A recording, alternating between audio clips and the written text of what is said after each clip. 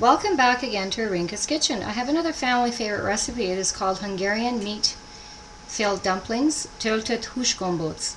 Now my recipe is divided into three parts. I have a recipe for the dumplings, and then the filling for the dumplings, and the topping. So I'm going to start with the dough mixture, and I'm going to show you what that consists of. And that is it's 8 medium white potatoes, 3 whole eggs, 3 cups of flour, 4 tablespoons of margarine, and 3 teaspoons of salt. So I've added that into the potato mixture. So I've got all of the ingredients except for the flour. So I'm just going to show you how to start putting this together. So I'm just going to add 1 cup at a time. And I start with using a wooden spoon to mix the flour into the potato dough, and then eventually what I do is I'm going to put my hands in there, and I'm going to hand in there, and I'm going to start kneading it together. So I just start off mixing it with the first cup of flour. And this is another family favorite recipe of my grandmother's and mother's. This is a main meal, and this probably about six people. You can make half the amount if you want, or double that, and it freezes well. So I'm just going to mix this together, and then I'm going to add my second cup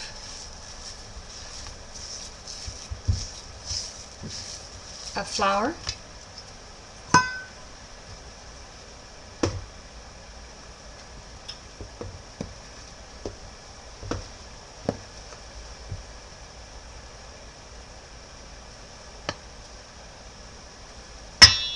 Sprinkle it around like that, and then I'm going to mix this into the potato mixture.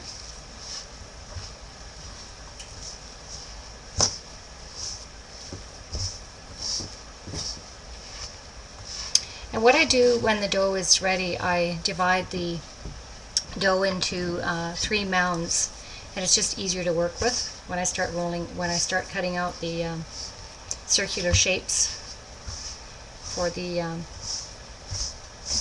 dumplings, and they become kind of like a crescent shape because you're going to be folding them over. So then I'm going to add my next cup of flour, and that's going to be starting to knead the dough. Now you don't want to be over kneading the dough because it'll become rubbery. So this is my last cup of flour.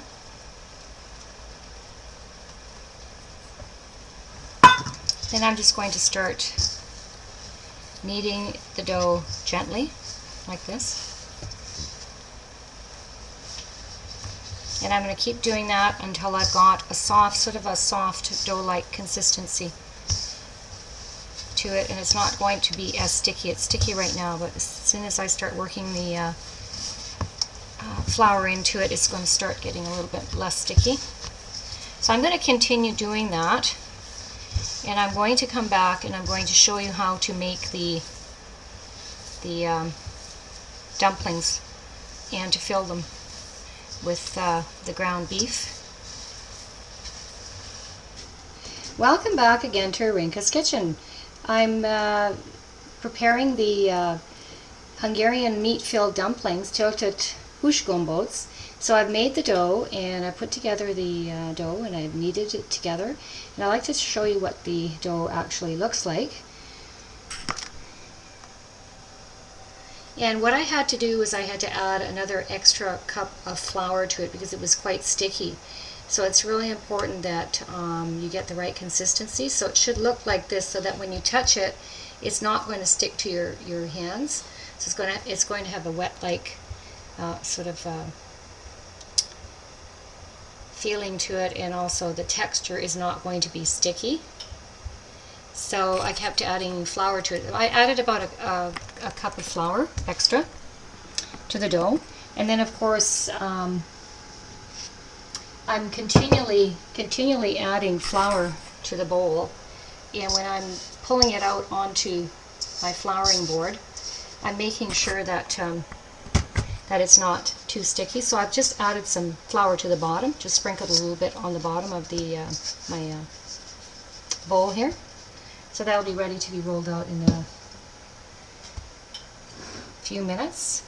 So what I've done is I've just used sort of like a small rimmed cup, because I didn't have cookie cutters at home this size. And if you've got a cup about this size, the rim about this size, then you can use that to cut out your circular shapes. So I'm just dipping it into flour, and then I'm just going to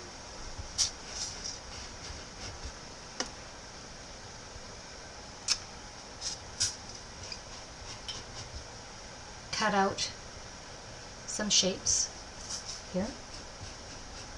And I'm going to continue doing that and trying to get as many as I can. So just keep re-dipping into the flour so that it's not sticking to the cup. And one more. Okay, and then I'm going to show you what I've done. I've just kind of used a cutting board, and what I did was I floured the cutting board, and what I'm going to do is I'm going to roll it a little bit out, a little bit more, so that I can get the meat mixture in it.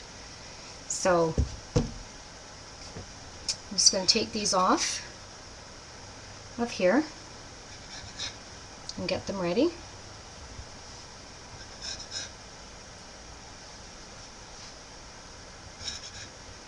So put them on here, ready to be rolled out. That does get very sticky, so make sure that you flour it a lot. It should be a soft consistency, because you don't want your dumplings to be rubbery. So then I just take this and I put it together. And I'm just going to put it back into the bowl. It's already floured on the bottom of the bowl. And then I'm going to show you what to do with these, the round circular ones.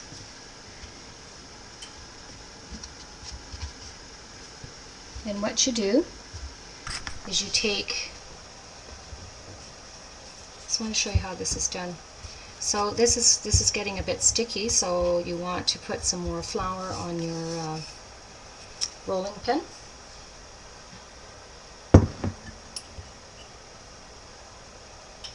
So you want to flour your rolling pin. Make sure it doesn't stick to your rolling pin. And then you take your meat mixture. This is about a teaspoon of the ground beef. So what I did was I browned the ground beef with some Vegeta, pepper and salt in 3 tablespoons of oil. It's a very simple filling. And of course the Vegeta. And then I'm going to make it into a crescent shape like that. So it looks something like this when you put it into the water. So I'm preparing a whole bunch of these. I'm just going to show you one more, how to do one more. So you take one of these that you've cut out from the dough, and you're going to roll it out a little bit slightly more, like that.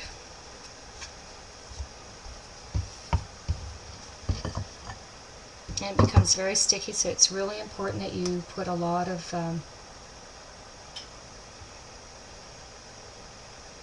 and this is the ground beef, so it's kind of not fully browned, because you want it to be kind of half cooked, because you're going to be putting it also into the water. So I just press it with my thumb and my index finger and make sure that it's really secure. like that. And I'm going to continue doing that until I've got all the dough rolled out. And this is what it looks like. I just put it on a cookie sheet, ready to be put into the water. You want to put as many in as possible, and you want to put them in one at a time. And you can use kind of like a large, sort of a large spoon to carefully lift them into the water. And I've got some boiling water on the stove, 8 liters of water, ready to be cooked. So it's important that you make sure that the dough has a right consistency. I've added an extra cup of flour to it, and then it shouldn't stick to your hands.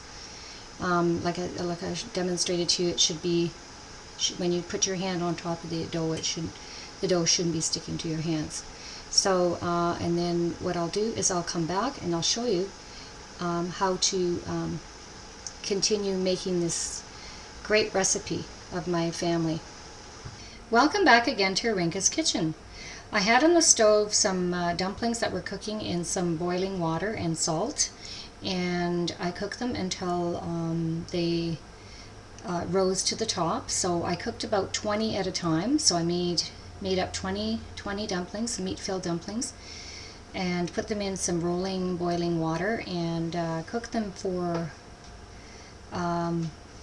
approximately about 10 minutes. So you need to wait till the dumplings rise to the top and then cook them for an additional 5 minutes. And then what I did was I used a strainer and I put a bowl underneath it, and then I just kind of used a ladle to take out the dumplings so that the water would drain off the dumplings. And then what I did was I washed them off with warm water, and then I put them into a Pyrex dish. So each time that I cooked up the 20 dumplings, I put them into a Pyrex dish like this, and then I put the sautéed onions and paprika and oil, and that's the topping for this recipe. And each time that I put the dumplings into the Pyrex dish, I sprinkled it with, added the onions to it. So they're layer by layer, I added a bit of onions to each of the layers as I was cooking the dumplings. And then I cooked up another batch of 20, rinsed it off, drained off the water, rinsed it off, and then put it into the Pyrex dish. And the other dumplings were in the oven at a preheated oven at 200 degrees Fahrenheit. So I made sure that the dumplings are warm, so when you're serving them to your guests, that they're nice and warm. And then of course I kept doing that, and I kept sprinkling the onions and paprika over the oil, because that's what I fried the onions in. And you have to make sure, one of the tips for paprika is that you don't put the paprika in until you've got your onions cooked or fried well, and then you add them at the last minute, because you don't want your paprika to burn.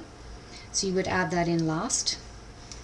And so this is what this great recipe looks like. It has the meat filling, of course, and that includes the 500 grams of beef and 2 whole eggs, the cornstarch, pepper, salt, and vegeta, or a vegetable base. So I mixed those up thoroughly, and then of course fried them in a large frying pan. So make sure that that your onions are not browned too much. So it's more like not even frying, but it's sautéing the onions. So I hope that you enjoy this great recipe, and this recipe looks great in a heat resistant dish like this, and then you just put it on the table and everybody can serve whatever they want from that dish. And then of course it looks like this on a plate. It looks fantastic on a plate, and there's 4 on there, and as you can see that the onion and paprika is on the top of that.